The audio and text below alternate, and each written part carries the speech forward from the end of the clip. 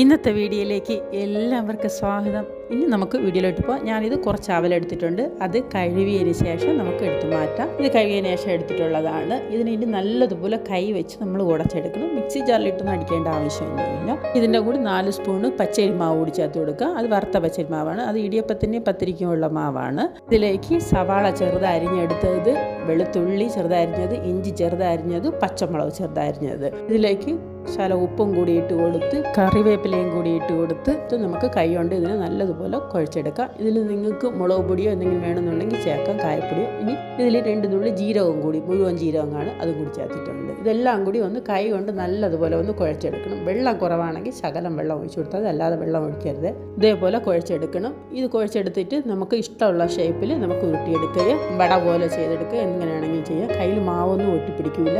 അങ്ങനെ മാവ് ഒട്ടിപ്പിടിക്കുന്നുണ്ടെങ്കിൽ ശകല എണ്ണ കയ്യിൽ തടവിയതിന് ശേഷം നമ്മൾ ഇതുപോലെ ഉരുട്ടിയെടുത്താൽ മതി. ഇത് എണ്ണ ചൂടാക്കാൻ വെച്ചിട്ടുണ്ട്. അതിലേക്ക് ഓരോന്നായിട്ട് ഞാൻ വട പോലെയാണ് ഇട്ട് കൊടുക്കുന്നത്, ഇട്ടെടുക്കാം. നിങ്ങളെ ഇഷ്ടത്തിന് നിങ്ങൾ ഇട്ടെടുത്താൽ മതി. നമ്മൾ ഇട്ട ഉടനെ നമ്മൾ കറണ്ട് ഇടാനോ ഒന്നും പാടില്ല. അതിന് ശേഷം നമ്മൾ കറണ്ട് ഇട്ടതിന് ശേഷം പയ്യെ ഒന്ന് ഇളക്കിയിട്ട് കൊടുക്കണം. ഇതിനെ തിരിച്ചു മറിച്ച് വിട്ട് നമുക്കിതിനെ പൊരിച്ചെടുക്കാം. നല്ലൊരു സ്നാക്സാണ്. വൈകിട്ട് സ്കൂൾ വിട്ട് വേണം കുട്ടികൾക്ക് ചായയൊക്കെ ഇട്ട് കൊടുത്ത് ഇതുപോലെ ചെയ്ത് കൊടുത്ത് നല്ല കറുമുറ കഴിക്കാം. പറ്റുമെന്നുണ്ടെങ്കിൽ ഒന്ന് ചെയ്ത് നോക്കാം. ഇനി അടുത്ത വീഡിയോയിലിട്ട് കാണാം. Bye bye.